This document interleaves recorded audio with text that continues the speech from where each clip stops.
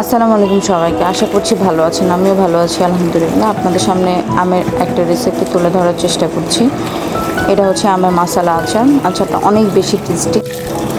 আমের গায়ে যে কষটা থাকে সেই কষগুলো খুব ভালো মতো করে ধুয়ে ফেলতে হবে।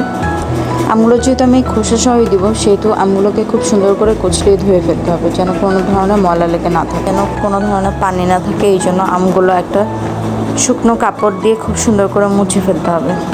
মুছে ফেলার পরে এবার আমি আমগুলোকে সাইজ মতো করে কেটে নিচ্ছি। আমগুলোকে ঠিক এই রকম সাইজের কেটে নেব। তারপরে এটার সাথে কিছু পরিমাণ ভিনেগার মিশিয়ে দিলাম। ভিনেগার দিলে আচার নষ্ট হয় না। তারপরে দিয়ে দিলাম সামান্য পরিমাণে লবণ।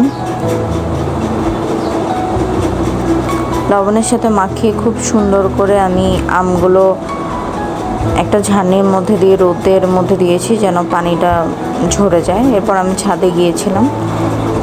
ছাদে আমগুলোকে খুব ভালো মতো করে শুকিয়ে নিয়েছি 2 দিন।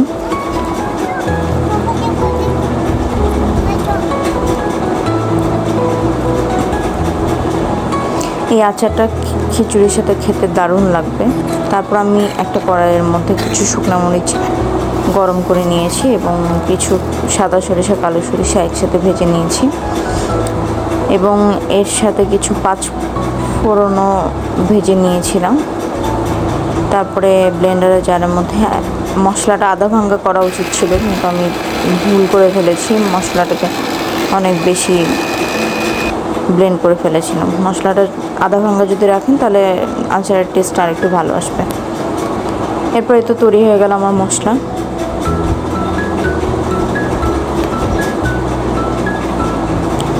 এই যে আমগুলো 2 দিন শুকানোর পরে দেখেন কি অবস্থা হয়েছে। এরপর শুকনো মশলাটার মধ্যে আমি মরিচের গুঁড়া অ্যাড করলাম। তারপর সামান্য পরিমাণ লবণ, যেহেতু আগে লবণ দিয়েছিলাম, হলুদের গুঁড়া এবং শুকনো মরিচ ভাজার পরে সেটার গুঁড়া। তারপর সামান্য পরিমাণ তেল দিয়ে মশলাটাকে খুব সুন্দর করে হাত দিয়ে মাখিয়ে নিব। মশলার মধ্যে লবণ দিলে মশলার টেস্টটা খুব ভালো হয়। এরপরে আচারটার এরকম অবস্থা। একদিন রেখে দিয়েছিলাম মশলা মাখানোর পরে। এরপর আমি কাঁচের বয়ামের মধ্যে সংরক্ষণ করব। কাঁচের বয়ামের মধ্যে মশলা মাখানো আচারগুলো আমি সুন্দর করে দিয়ে দিচ্ছিলাম। তারপরে একটা কড়াইতে তেল গরম করব। তেলের মধ্যে সামান্য পরিমাণে রসুন কুচি দিব আর সামান্য পরিমাণে 5 ফোড়ন দিয়ে আমি তেলটা বয়ামের মধ্যে ঢেলে দেব। সবাইকে অসংখ্য অসংখ্য ধন্যবাদ।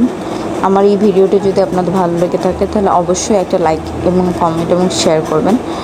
আর চ্যানেলটিকে যদি ভালো লেগে থাকে তাহলে কমেন্ট, লাইক, শেয়ার এবং সাবস্ক্রাইব করবে, আমার পাশে থাকবেন। চ্যানেলটিকে সাবস্ক্রাইব করে দেবেন যাতে সহজে ভিডিওটি আপনাদের কাছে পৌঁছে যায়। ধন্যবাদ।